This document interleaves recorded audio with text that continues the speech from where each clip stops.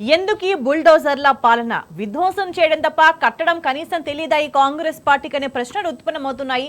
ప్రస్తుతం కాంగ్రెస్ వ్యవహార శైలి చూస్తుంటే దీనికి సంబంధించి మనకి పూర్తి సమాచారం అందించడానికి మా ప్రతినిధులు కిరణ్ మనకి లైవ్ లో అందుబాటులో ఉన్నారు. హైదరాబాద్ నుంచి, అదేవిధంగా వరంగల్ నుంచి రవికాంత్ లైవ్ లో అందుబాటులో ఉన్నారు. ముందుగా కిరణ్ తో మాట్లాడదాం. కిరణ్, ప్రజలు ఏమనుకుంటున్నారు?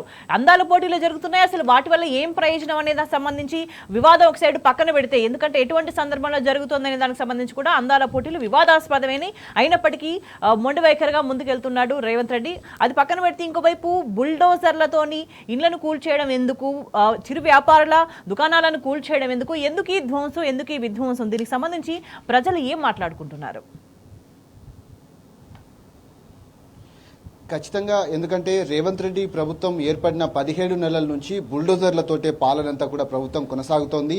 ఇటు సామాన్య ప్రజలు కావచ్చు, అటు చిరు వ్యాపారులు కూడా పెద్ద ఎత్తున ఇబ్బందులు పడుతున్నటువంటి పరిస్థితులు కనబడుతున్నాయి. హైడ్రా పేరుతో, ఏదైతే చెరువులు కుంటల పరిరక్షణ పేరుతో తీసుకొచ్చినటువంటి హైడ్రా తీసుకొచ్చినటువంటి ఇబ్బందులు పూర్తిగా సామాన్యుడికి కనీసం ఏదైతే గూడు కూడా లేనటువంటి పరిస్థితి, ఇండ్లు కూడా కనీసం షెల్టర్ కూడా లేనటువంటి పరిస్థితులు ఏర్పడ్డాయి. ఎక్కడికక్కడ చిరు వ్యాపారులకు కూడా ఇబ్బందులు పెడతా ఉన్నారు. ఈ రోజు మిస్ వరల్డ్ పోటీలు ఏవైతే ఉన్నాయో ఆ కంటెస్టెంట్ అంతా కూడా రామప్ప ఇటు వరంగల్ పర్యటనకు వెళ్లారు.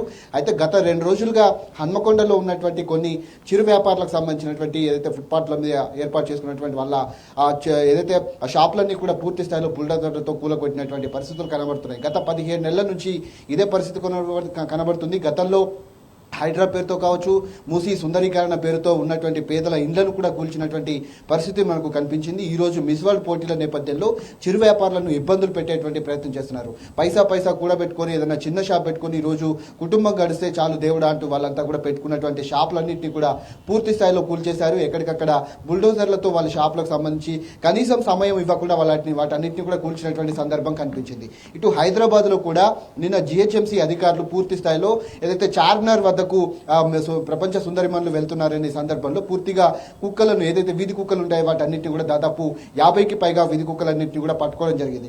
గతంలో వీధి కుక్కలు ఎండాకాలం వచ్చిందని చాలా సామాన్యులను పెద్ద ఎత్తున పీకు తిన్నటువంటి సందర్భాలు అయితే కనబడ్డాయి. నాడు స్పందించని GHMC, నాడు స్పందించని రాష్ట్ర ప్రభుత్వం ప్రస్తుతం ఆ కుక్కలను పట్టుకోవడం పట్ల కూడా ఉన్నటువంటి స్థానికులు పెద్ద ఎత్తున ఆందోళన వ్యక్తం చేశారు. ఇక హైదరాబాద్ లో సంబంధించి హైడ్రా పేరుతో అటు పేదల ఇండ్లను కూల్చారు.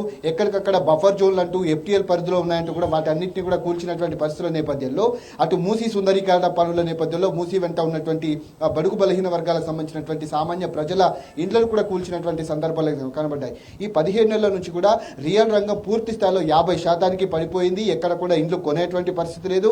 గుంట గజం జాగా కూడా కొనేటువంటి పరిస్థితి లేకపోవడంతో అటు రియాల్టర్లు కూడా ఆత్మహత్యలు చేసుకుంటున్నటువంటి సందర్భం కనిపించింది. ఎక్కడ కూడా ఒక ఇటుక పెట్టి ఒక బిల్డింగ్ కట్టినటువంటి దాఖలాలు అయితే ఇప్పటివరకు కనిపించింది. గత ప్రభుత్వంలో నిర్మించినటువంటి నిర్మాణాలనే కొనసాగిస్తున్నారు తప్ప అవి కూడా పనులు పూర్తి స్థాయిలో పూర్తి కాలేదు.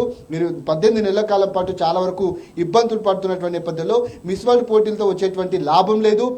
దానిపైన దాదాపు 200 నుంచి 250 కోట్లు ఖర్చు పెట్టి పెద్ద ఎత్తున ప్రచారం అనేది చేస్తూ ఉన్నారు. వాటి వల్ల వచ్చినటువంటి ఎలాంటి ఉపయోగం లేదు. సామాన్యులకు ఇదొక జీవితాన్ని పనంగా పెట్టేటువంటి సందర్భాలు అయితే మనకు కనిపిస్తూ ఉన్నాయి. రేవంత్ రెడ్డి ప్రభుత్వ తీరుతో సామాన్యులు కూడా పెద్ద ఎత్తున ఇబ్బందులు పడుతున్నారు. వాళ్ళు వచ్చేటువంటి అవకాశం మాకు కనీసం ముందస్తు సమాచారం ఇచ్చిన షాపులన్నీ కూడా మేము పక్కన పెట్టుకునే వాళ్ళం, తీసుకునే వాళ్ళము. కనీసం ఆ అవకాశం కూడా ఇవ్వకుండా రాత్రికి రాత్రి పగలు కూడా పూర్తి స్థాయిలో బుల్డోజర్లు అన్నింటినీ కూడా తీసుకొని వాటన్నింటినీ కూడా కొట్టారు, వాటన్నింటినీ కూడా తొలగించారంటూ కూడా ఆవేదన వ్యక్తం చేస్తున్నారు. కనీసం మాకు ఇచ్చేటువంటి ఆ పథకాలు కూడా ఇవ్వలేకపోయినప్పటికీ కూడా ఉన్నటువంటి మా సొంతంగా మేము నడుపుకున్నటువంటి షాపులు ఏవైతే వాటన్నింటినీ కూడా తొలగిస్తున్నారంటూ కూడా ఆగ్రహం వ్యక్తం చేశారు.